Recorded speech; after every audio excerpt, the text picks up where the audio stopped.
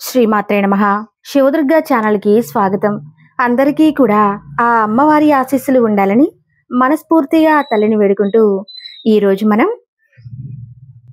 వైశాఖ మాసం శనివారం స్వామివారి కథలు విని స్వామివారి అనుగ్రహాన్ని పొందుదాం. ఒకసారి వైకుంఠంలో శ్రీమన్నారాయణుడు యోగ నిద్ర నుండి మేల్కొనగా స్వామివారి దర్శనానికై దేవతలు మునులు అందరూ వచ్చి స్వామిని సేవించుకుంటున్న సమయంలో స్వామివారిని ఒక్కరు ఇలా ప్రశ్నించారట. స్వామి, మీకు అనేక రకములైన కైంకర్యాలు నిత్యం జరుగుతూ ఉంటాయి కదా, ఆ కైంకర్యాలు అన్నిటిలో తండ్రికి ప్రీతిపాత్రమైన కైకర్యము ఏమిటి అని స్వామివారు తనకి పుష్ప కైకర్యము అత్యంత ప్రీతిపాత్రమైనది అని అన్నారట. అలా అనంగానే పక్కన ఉన్నటువంటి భూదేవి, అయ్యో అటువంటి సేవ నేను స్వామికి ఎప్పుడు చేసుకుంటాను అని మనసులో అనుకునేదట. అంతే, స్వామి తదాస్తు అన్నారట. అప్పుడు అమ్మవారు, స్వామి మరి నేను ఎవరికి ఎప్పుడు జరిపించాలి అని అడగగా స్వామివారు ఇలా చెప్పారు. మన గరుత్మంతుని యొక్క ఆంశలు భట్టనాథుని ఒకరి జన్మిస్తారు. వారికి అయోనిజయై తులసీవనంలో నువ్వు దొరుకుతావని అభయం ఇచ్చారు. స్వామివారు గరుత్మంతుడు బట్టలుడిగా జన్మించాడని ఒక కథ ప్రచారంలో ఉంది. ఒకసారి లక్ష్మీనారాయణులకు భూలోక విహారం చేయాలనిపించి వారి వాహనమైన గరుత్మంతుడిని సిద్ధం కమ్మని ఆజ్ఞాపించారు. గరుత్మంతుడు లక్ష్మీనారాయణను తనపై ఎక్కించుకుని భూలోక విహారానికి తీసుకుని వెళ్ళగా అక్కడ ప్రకృతిని చూసి ఎంతో పులకరించిపోయి పారవస్యంతో మునిగిపోయిన లక్ష్మీనారాయణులు ఆనందంతో నిండిన హృదయాలతో, గరుత్మంతా, ఈ రోజు ఈ ప్రకృతిని చూసిన మా మనసు ఎంతో ఆనందభరితమైంది. గరుత్మంతా, ఎప్పుడూ నీవు మా సేవలో తరించడమే కాని మళ్ళీ ఒక్కసారి కూడా నోరు తెరిచి ఏ కోరికలు కోరలేదు. ఈ రోజు నీవు ఏది కోరినా అది ఖచ్చితంగా నెరవేరుస్తాము. ఏదైనా కోరుకో అని పలికారు. లక్ష్మీనారాయణులు దానికి గరుత్మంతుడు, స్వామి ఎప్పుడూ మీ సేవలోనే నేను తరించాలి, అదే నా కోరిక అన్నాడు. దానికి లక్ష్మీనారాయణులు, నీవు చేస్తున్న ఈ సేవకే మేము ఏదైనా ప్రతిఫలంగా ఇవ్వాలని అనుకుంటున్నాము, ఏదైనా సంకోచించకుండా కోరుకో అన్నారు. దానికి గరుత్మంతుడు, స్వామి నీవు నా తల్లి అయిన లక్ష్మీదేవిని ఎప్పుడూ విడవకుండా నీతోనే ఉంచుకుంటావు. ఎందుకంటే మీ ఇద్దరికీ వివాహం అనే బంధం ఉంది కాబట్టి. అలానే నేను కూడా నీతో బంధాన్ని ఏర్పరచుకుని నీతో శాశ్వతంగా ఉండిపోవాలని, నీ సేవలోనే తరించాలి, అదే నా కోరిక. కాబట్టి నీతో నాకు బంధం ఏర్పడాలి స్వామి.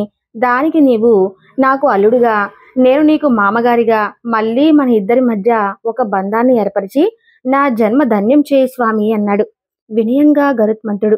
దానికి శ్రీ మహావిష్ణువు చిరునవ్వు నవ్వి, గరుత్మంతా, ఎప్పుడు నా సేవలో తరించాలనే నీ కోరికతో నీవు నన్ను మరింత నీకు దగ్గర చేసుకున్నావు. నీ కోరిక తప్పకుండా నెరవేరుతుంది.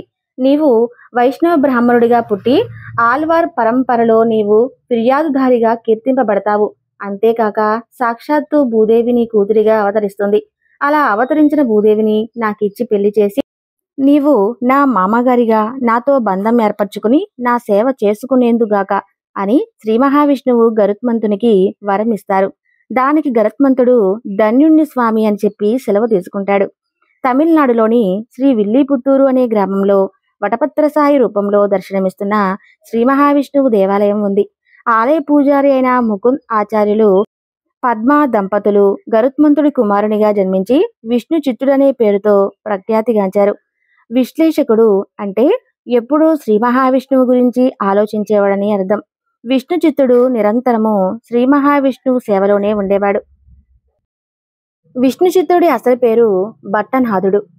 భట్టనాథుడు నిరంతరం ఆయన చిత్తం విష్ణుమూర్తి మీదే ఉండేది కాబట్టి అందరూ ఆయనను విష్ణు చిత్తుడు అని పిలిచేవారు. విష్ణు చిత్తుడు ఎప్పుడూ స్వామివారిని ధ్యానిస్తూ స్వామివారికి సేవ చేస్తూ ఉండేవాడు. విశేష జ్ఞానము పాండిత్యము లేకున్నప్పటికీ అపరిమితమైన భక్తి సాత్విక గుణం కలిగినవాడు విష్ణు చిత్తుడు. తల్లిదండ్రులు వేదం నేర్పించుకోలేదు. వేరే సారాంశం తెలిసిన వారికి వేదాలు ఎందుకు? కానీ మానవ జన్మ తీసుకున్నప్పుడు మాల్గుడులానే ఉండాలి. తనకు వేదాలు రావు కాబట్టి తనను స్వామి కైకర్యాలను దూరంగా ఉంచారు. అక్కడ వేద పండితులు ఏదో విధంగా స్వామికి ఎలాగైనా సేవ చేసుకోవాలనే కుతూహలం తగ్గని విష్ణు చిత్తుల వారు స్వామివారికి పూలమాలలో కైకర్యం చేసుకోవాలనే ఆలోచనతో వెంటనే అక్కడ ఒక స్థలంలో పూల తోటలో ఒక తులసీవనాన్ని పెంచాలని నిర్ణయం తీసుకుని వెనువెంటనే పని ప్రారంభించారు. బాగా కష్టపడి పూల తోటలు, తులసీవనాన్ని అభివృద్ధి చేశారు. పూచిన పుష్పమాలలు, అలానే తులసీ దళాలను చేర్చి మాల అల్లి రకరకాల పూలమాలలు కట్టేవారు. ఆ పూలమాలలు స్వామికి సమర్పించి ఆ పూలమాలలో తన స్వామి అందాన్ని చూస్తూ పొంగిపోతూ మురిసిపోతూ ధరించేవాడు. విష్ణు చిత్తుల వారు అలా నిత్యము పరమ భక్తితో తాను అభివృద్ధి చేసిన ఉద్యానవనం నుండి పుష్పములు తెచ్చి మాలికలు అల్లి స్వామికి పుష్పమాలలను అర్పిస్తూ నిరాడంబరమైన జీవనాన్ని గడిపేవారు. విష్ణు చిత్తుల వారు ఒకసారి ఎప్పటిలాగానే తన తోటలోని తులసీ దళములను సేకరించడానికి వెళ్ళిన విష్ణు చిత్తుల వారికి తులసీ తోటలో తులసీ మొక్క కింద అందమైనటువంటి చిరునవ్వులు చిందిస్తూ కాళ్ళు చేతులు ఆడిస్తూ దేదీపమైన కాంతితో ఒక పసిపాప కనిపిస్తుంది.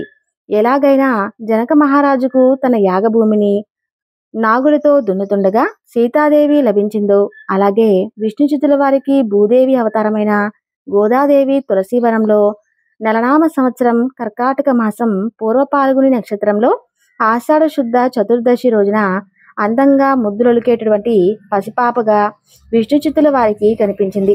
దేదీప్యమైన కాంతితో అందమైనటువంటి బోసు నవ్వులతో ఉన్న ఆ పసిపాపను చూస్తుంటే అసలు ఎవరికైనా కానీ ఎత్తుకుని ముద్దాడాలనిపిస్తుంది.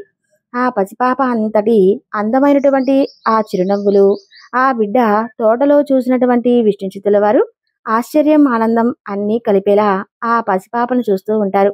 ఎవరి పాప ఇంత దేదీప్యమైన కాంతితో ఇక్కడ ఉందేమిటి? ఇంత కాంతిపుంజం ఉందేమిటి ఈ పాపకి? ఈ పాప చుట్టూ అన్నీ ఆశ్చర్యపోయాయి. ఇంత అందమైన పసిపాపలు ఎవరి తోటలో వదిలిపెట్టి వెళ్ళిపోయారని ఆశ్చర్యంతో చూస్తూ ఆ పసిపాపను ఎత్తుకుని తన గుండెలకు హత్తుకునగా ఒక విచిత్రమైన అనుభూతి కలిగింది విష్ణు చిత్తుల వారికి. పితృవాసం ఒక్కసారిగా ఉప్పొంగుతుంది.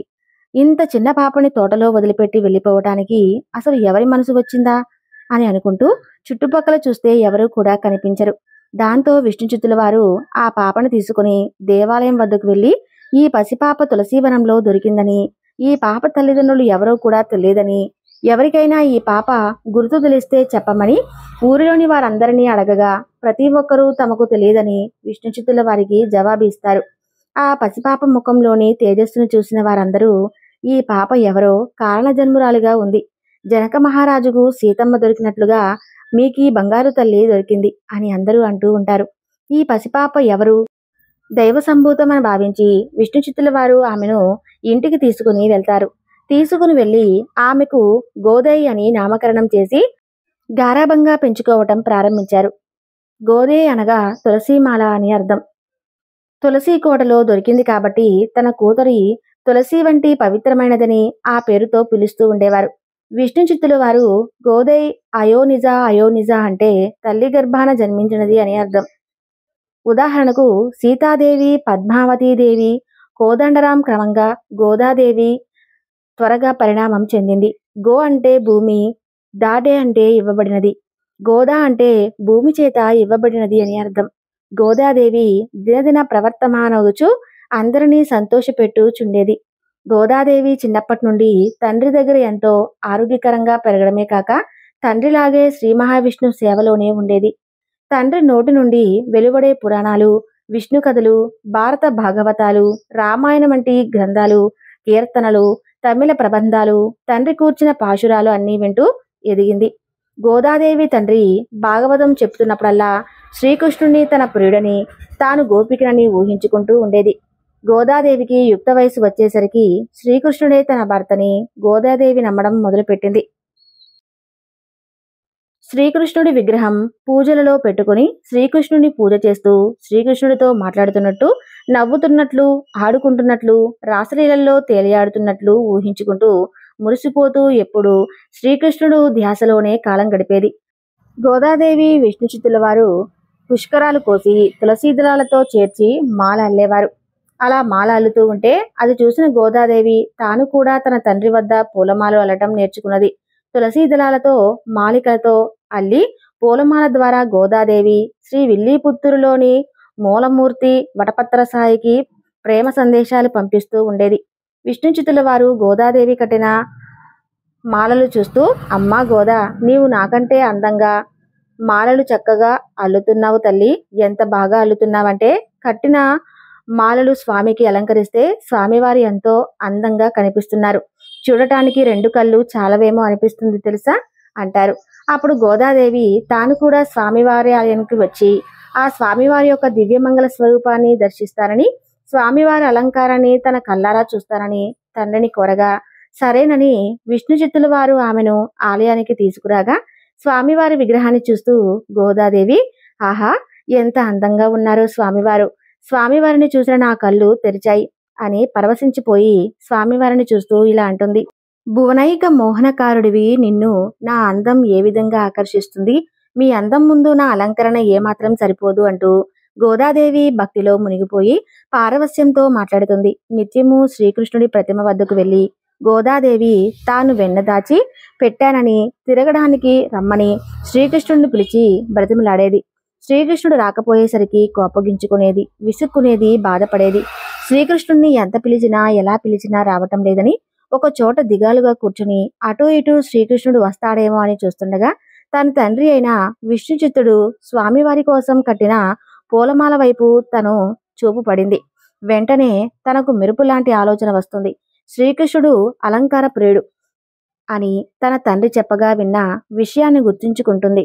తాను ఇంతవరకు అలంకరణ చేసుకోకుండా స్వామిని సేవించడం వలన తన వద్దకు స్వామి రావటం లేదని అమాయకంగా ఆలోచిస్తుంది. పూలమాలతో తనని తాను అందంగా అలంకరించుకుంటే ఆ శ్రీకృష్ణుడు తప్పగా వస్తాడని, తన అందానికి వచ్చి తాను తప్పకుండా వివాహానికి చేసుకుంటాడని నమ్మింది. నమ్మిన దానిని వెంటనే ఆచరణలో పెట్టడానికి సన్నద్ధమైంది. వెంటనే తన తండ్రి అయిన విష్ణుచిత్తుడు స్వామి కోసం కట్టిన పూలమాలలు తీసుకుని రకరకాలుగా సింగారించుకొని మొదలుపెట్టింది.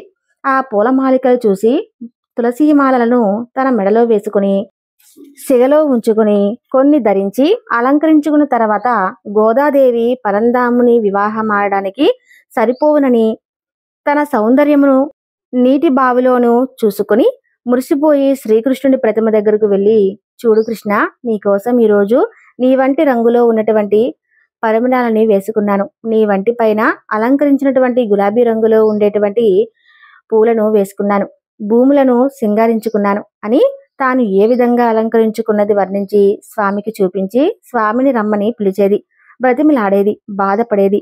చివరగా స్వామి రావటం లేదని కన్నీరు కారుస్తూ తాను అలంకరించుకున్న పూలమాలను ఒక్కొక్కటిగా తీసేస్తూ తిరిగి తన తండ్రి ఉంచిన పూలబుట్టలో పడేసేది. ఇది తెలియని విష్ణుచిత్తుడు ఆ పూలబుట్టలో ఉన్న పూలమాలను స్వామి కైకర్యం కోసం తీసుకువెళ్లి స్వామికి అలంకరించేవాడు. రోజు గోదాదేవి పూలమాలలు అలంకరించుకోవటం, శ్రీకృష్ణుడు రాలేదని విసుక్కుని బాధపడి ఆ పూలమాలలు తిరిగి అదే బుట్టలో పడివేయటం, విష్ణుచిత్తుడు వాటిని తీసుకుని వెళ్లి స్వామికి అలంకరించడం, ఇలా కొన్నాళ్ళు గడిచాక ఒకరోజు విష్ణుచిత్తుల వారు స్వామికి పూలమాలలను అలంకరిస్తుండగా ఆ పూలమాలలో ఒక పొడవాటి తల వెంట్రుకలు చూస్తాడు. తన తోటలోని మొక్కల నుంచి స్వయంగా కోసి మాలలుగా అల్లిన పూమాలలు వెంట్రుక ఎలా వచ్చింది? తన ఇంట్లో తన కూతురు తప్ప ఇంకెవరూ లేరు, అసలు ఏమై ఉంటుందో అని ఆలోచిస్తూ విష్ణుచిత్తుల వారి ఇంటికి వెళ్లి తన కూతురుతో పూలబొట్టలో ఉన్న పూలమాలలు నీవేమైనా తీసావా అమ్మా అని అడుగుగా గోదాదేవి తడబడుతూ తత్తరపడుతూ ఇంట్లోకి వెళ్ళిపోతుంది. ఇది చూసిన విష్ణుచిత్తుడు అసలు విషయం ఏమిటో తెలుసుకోవాలి అని ఆలోచిస్తూ నిద్రలోకి జారిపోయాడు. ఆ మరుసటి రోజు విష్ణుచిత్తుడు యథావిధిగా పూలమాలలు బుట్టలో పెట్టి తాను పక్కకు వెళ్తాడు. అప్పుడు గోదాదేవి అక్కడికి వచ్చి ఆ బుట్టలో ఉన్న పూలమాలను తనకు సింగారించుకుంటుంది. సింగారించుకుని శ్రీకృష్ణ ప్రతిమ దగ్గరకు వెళ్ళి, స్వామి, నన్ను చూడండి, నేను పువ్వులను ఆకులను సింగారించుకుని వచ్చాను. గోదాదేవిని చూసావా? ముందు నుంచి వెనుకకు కాక వెనుక నుంచి ముందుకు జడ వేసుకుంది. ఇలా పూలమాలను వేసుకోవటం వల్ల నేను నడుస్తుంటే పూలతోట నడుస్తున్నట్లు ఉంది కదా అని మురిసిపోతూ గోదాదేవి తాను సింగారించుకున్న విధానాన్ని వర్ణించి సాగింది. మళ్ళీ, స్వామి చూడు, నా చేతిలో కమలం ఎంత అందంగా ఉందో కదా అని ఇంకా ఇంకా వర్ణించసాగింది. విష్ణుచిత్తుడికి పూలబుట్ట కనిపించకపోవటంతో కూతురుని అడుగుదామని గోదాదేవిని వెతుక్కుంటూ ఇంటి లోపలికి వస్తాడు. లోపలికి వచ్చిన విష్ణుచిత్తుడు గోదాదేవిని చూసి నిర్ఘాంతపోతాడు. అమ్మా గోదా, ఏమిటి తల్లి, నువ్వు చేస్తున్న పని? స్వామి వైకర్యం కోసం కట్టిన పూలమాలను నువ్వు ధరిస్తున్నావా? తెలిసి చేస్తున్నావా, తెలియక చేస్తున్నావా తల్లి? ఈ పని అని తన కూతురుని నిలదీస్తాడు. ఇలా చేయటం తప్ప నాన్న అని అమాయకంగా అడిగింది గోదాదేవి. తండ్రి అయిన విష్ణుచిత్తుడు చూస్తూ తప్పని నెమ్మదిగా అడుగుతావేం తల్లి, మహాఘోరం, పాపం, క్షమించరాని నేరం, స్వామివారికి నిర్ణయించబడిన పూలదండ నీవు ముందు ధరించుట అపచారమమ్మా. మనం మానవులం తల్లి, మనం ధరించిన పూలమాలలు అంటే ఈ నిర్ణయాన్ని, ఈ జగతిని ఆ స్వామికే. నేను ఈ అన్ని రోజులు కూడా సమర్పిస్తున్నది ఆ స్వామికి. ఈ విషయం తెలిస్తే ఇంకా ఏమన్నా ఉందా అని పరిపరి విధాలుగా రోధించసాగాడు విష్ణుచిత్తుడు. ఆ రోజు పుష్పమాలను స్వామికి అలంకరించకుండా మిగిలిన పూజను యథావిధిగా చేస్తాడు విష్ణుచిత్తుడు. దీంతో స్వామివారి యొక్క ముఖం చిన్నబోతుంది. దీనికంతటికీ తన కుమార్తె తప్పిదమే కారణమని బాధపడుతూ స్వామివారి పట్ల అపరాధం చేశారని దుఃఖిస్తూ నిద్రించగా ఆ రోజు రాత్రి విష్ణుచిత్తుల వారికి కలలో స్వామివారు సాక్షాత్కరించి, విష్ణుచిత్త, ఈ రోజు తులసిమాలను ఎందుకు సమర్పించలేదు, పుష్ప కైకర్యాన్ని ఎందుకు చేయలేదు అని ప్రశ్నించగా విష్ణుచిత్తుల వారు చేతులు జోడించి ఇలా సమాధానం చెప్పారు. స్వామి, మీరు సర్వంతర్యామి, సర్వజ్ఞులు. మీకు తెలియనిదేముంది? ఆ పూలమాలను మీకు సమర్పించుకొని మా అమ్మాయి గోదా ఆ పుష్పమాలికలు ధరించి విడిచినది ఒకసారి ధరించి పక్కన పెట్టారు అంటే వాటిని ఉచితములు అంటారు. ఆ నిర్ణయాన్ని మీకెలా సమర్పిస్తాను స్వామి? అందుచే మీకు ఇవాళ మాలలు సమర్పించలేకపోయానని, కొత్తవి తయారు చేయుటకు సమయం లేకపోయింది అని విన్నవించుకున్నాడు విష్ణుచిత్తుడు. దానికి స్వామివారి చిరునవ్వుతో విష్ణుచిత్తుని చూస్తూ, విష్ణుచిత్త, నీవు చింతించిన అవసరం లేదు, సందేహించిన అవసరం లేదు. గోదాదేవి తాను ముందు దాల్చిన మాలికలు కోరదగినది. ఆమెకు పలు ధరించినటువంటి మాలికలు, అలంకరించినటువంటి పుష్పములు మాకు కావాలి. గోదాదేవి నుంచి ఇచ్చిన మాలలంటే మాకు అత్యంత ప్రీతి. గోదాదేవి ధరించిన పుష్పమాలికల నుంచి భక్తి సువాసనలు వెలువడతాయి. గోదాదేవి ఆంతరంగిక భక్తురాలు, కారణ జన్మరాలు. ఆమె వేసుకున్న మాలలు ధరించడం వల్ల తనకు అపచారం కాదు, ఆనందం కలుగుతుందని కనుక తనకు నిత్యము గోదాదేవి పూలమాలను తనకు సమర్పించమని, ఈ పుష్ప కైకర్యం తనకు రోజు ఇలాగే జరగాలని ఆజ్ఞ చేసి అంతర్ధానమయ్యాడు స్వామివారు. కల నుండి మేల్కొన్న విష్ణుచిత్తుల వారు ఆశ్చర్యపడి గోదా చిత్రంలో విష్ణువు చిత్రంలో గోదా ఉన్నారని అర్థం చేసుకుని, గోదాదేవి సామాన్య మానవకాంత కాదని, తాను ధరించిన ఉద్భవించిన దేవకాంతియు భూదేవి అని పిలుస్తూ, నీవు మమ్మల్ని కాపాడటానికి వచ్చినావమ్మా అంటూ ఆండాల్ అని పిలవటం మొదలుపెట్టాడు. ఆండాల్ అంటే కాపాడటానికి వచ్చిందని అర్థం. అలాగే నన్ను కన్నతల్లి అని అర్థం. అప్పటి నుంచి ప్రతిరోజు ఆండాల్ అలంకరించిన తులసిమాలనే స్వామికి సమర్పించేవారు విష్ణుచిత్తుల వారు. అప్పటి నుంచి ఆమెకు వచ్చిన మరో పేరు నాచ్యూర్. ఈ తమిళ పదానికి అముక్త మాల్యద అనే సంస్కృత పదానికి ధరించి ఇచ్చిన అని అర్థం. ఇలాంటి సంఘటనల్ని గోదా మనసులో కృష్ణ ప్రేమని మరింతగా పెంచాయి. తనకు పెళ్ళంటూ జరిగితే ఆ పురుషోత్తముడితోనే జరగాలని అనుకుంది. అందుకోసం గోదాదేవి ఒకసారి తన తండ్రిని ఇలా అడిగింది. కానీ పిల్లలు కోరుకున్న వారితో వివాహం జరగాలంటే ఏ మతాన్ని ఆచరించాలి అని అడుగుతుంది. దానికి విష్ణుచిత్తుడు, తల్లి, కన్నె పిల్లలు ఆచరించడానికి మార్గాలు వ్రతం లేదా ధనుర్మాస వ్రతం అని ఒకటి ఉంది. ఈ వ్రతానికి కామిక అంటే అతని పేరు. ఈ వ్రతాన్ని ఎవరు ఏ కోరికతో ఆచరించినా ఆ కోరిక అతి శీఘ్రముగా నెరవేరుతుంది అని చెప్పారు. ఈ వ్రతాన్ని మొట్టమొదటిగా సాక్షాత్తు శ్రీకృష్ణుడే స్వయంగా గోపికలతో చేయించాడు.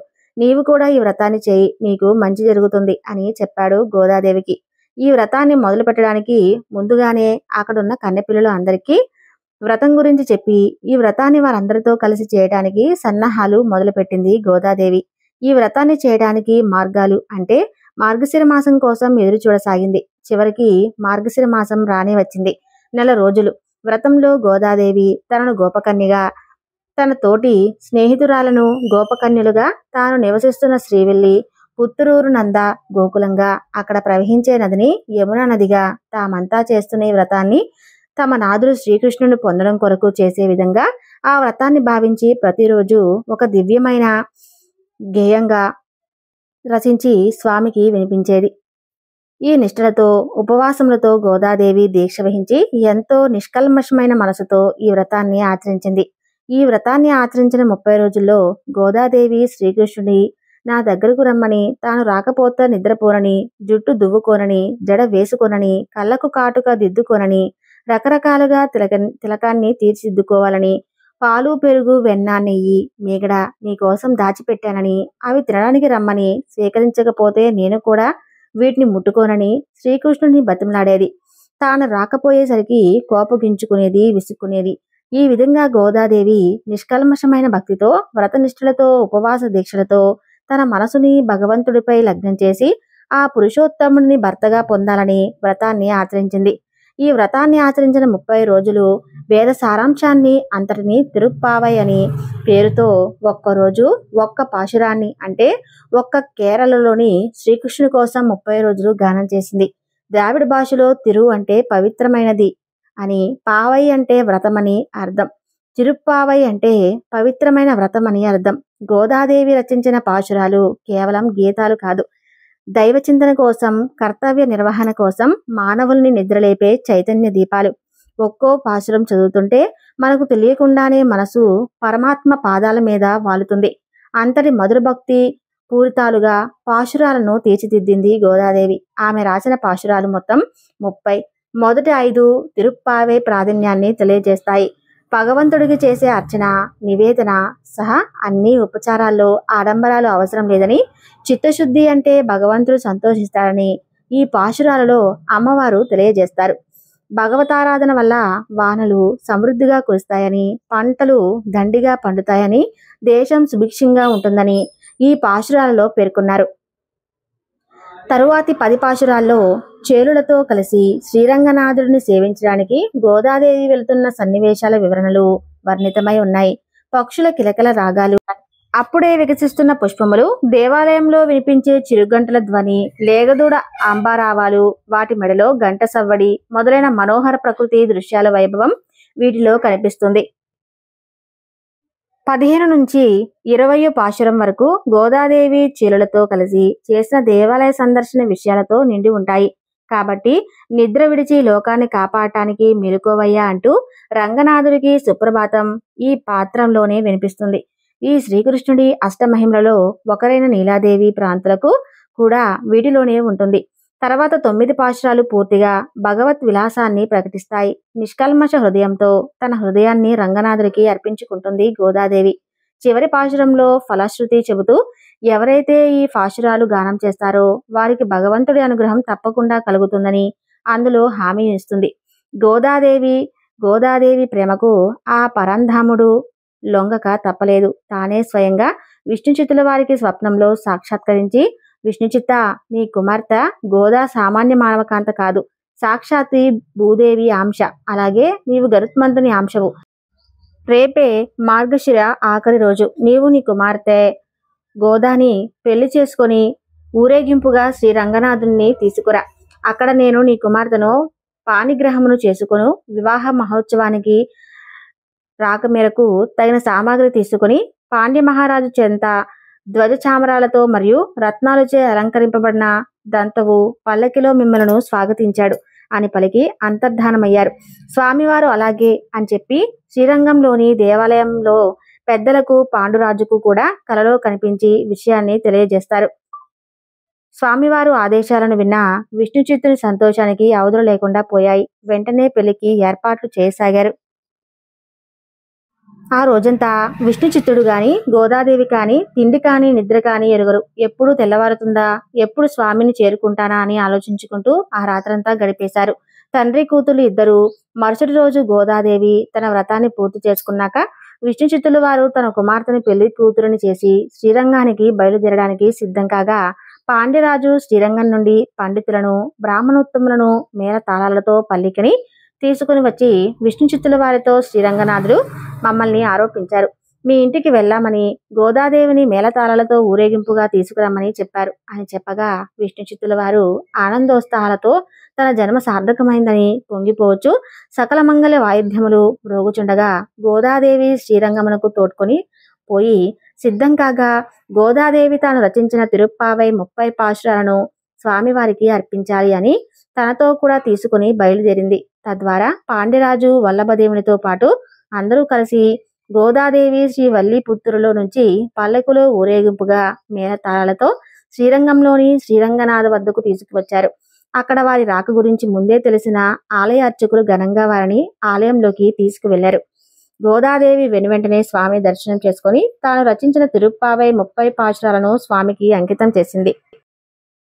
శ్రీరంగనాథుడికి గోదాదేవికి వివాహమని తెలుసుకున్న చుట్టుపక్కల వాళ్ళు రకరకాలుగా మాట్లాడుకుంటూ ఏమి జరుగుతుందో చూడాలనే కుతూహలంతో గుంపులు గుంపులుగా రంగనాథుని ఆలయంలో తండోపతండాలుగా వచ్చి నిలబడ్డారు. పండితులు స్వామివారికి గోదాదేవి శాస్త్రోక్తంగా కళ్యాణం జరిపించారు.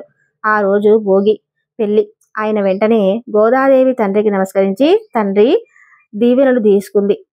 వెనువెంటనే తన భర్త అయిన స్వామికి నమస్కరించింది. అందరూ చూస్తుండగానే స్వామిలో ఐక్యమైపోయింది. గోదాదేవి ఇది చూసిన విష్ణుచిత్తుడు దిగ్భ్రాంతి చెంది స్వామి నా కూతుర్ని మాయం చేశాడని స్వామిని నిందిస్తూ రోధించసాగాడు.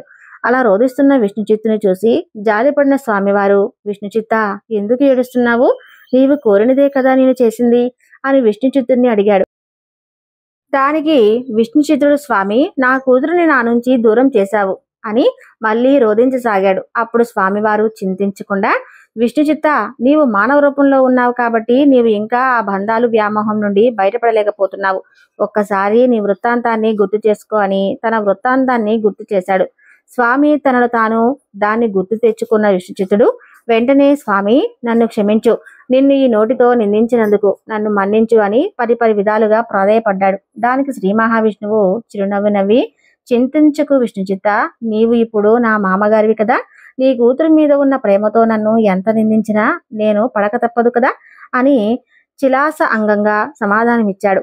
స్వామివారు దానికి విష్ణుచిత్తుడు స్వామి నన్ను మీరు సాధించింది చాలు, మీ సేవలో నన్ను అనుసరించనివ్వండి, నన్ను కూడా మీలో ఐక్యం చేసుకోండి అని కోరగా శ్రీ మహావిష్ణువు అలాగే అని విష్ణుచిత్తుని కూడా తనలో ఐక్యం చేసుకున్నాడు. ఈ విధంగా గోదా అమ్మవారు అమితమైన ప్రేమతో తన హృదయాన్ని పూమాలగా అర్పించి ఆ పరంధామును సామర్థ్యం కోసం సామీప్య సారూప్య భాషలతో బృందావనంలోని గోపికలాగా అందరినీ నిద్రలేపి కృష్ణ ప్రేమలో ఐక్యమై ఆ స్వామి తన భర్తగా తలచి ఉపనిషత్ వేదాంత సారమైన తిరుప్పావై రచించి ఒక్క పాశురంలో తన కృష్ణ ప్రేమను భక్తిని చాటి చెప్పి అలా కృష్ణుని మార్పులను విడిచిపెట్టడం వలన అమోక్త మాల్యదగా పేరు పొంది పరమాత్మను తాను పొంది మరణాల వద్ద నుంచి డబ్బు మార్గదర్శి అయి నిలిచినది. గోదాదేవి వ్రతాచరణ సమయంలో రచించిన తిరుప్పావై చాలా ప్రసిద్ధి చెందింది. దీనిని ధనుర్మాసంలో ప్రతిరోజు రోజుకొకటి చెప్పిన ఓ పాశురం వైష్ణవాలయంలో పాటించడం చేస్తారు. యువతులు ధనుర్మాసంలో 30 రోజుల పాటు గోదాదేవి వ్రతాచరణ చేస్తే తాను మెచ్చిన సుగుణ భర్త లభిస్తాడని పురాణాలు చెబుతున్నాయి. శ్రీ గోదా రంగనాథుల కళ్యాణము చూసినను చేయించినను ఈ కథ వినను చదివినను సకల శుభాలు చేకూరును, అందులో సందేహము లేదు. చూసారు కదండి, శ్రీ మహావిష్ణువు యొక్క కథలు ఎంతో మధురంగా ఉంటాయి. ఈ కథ మీకు నచ్చితే తప్పకుండా లైక్ చేసి మన ఛానల్ను సబ్స్క్రైబ్ చేయండి. అలానే ఓం నమో నారాయణ అని చెప్పి చిన్న కామెంట్ చేయండి. Thank you.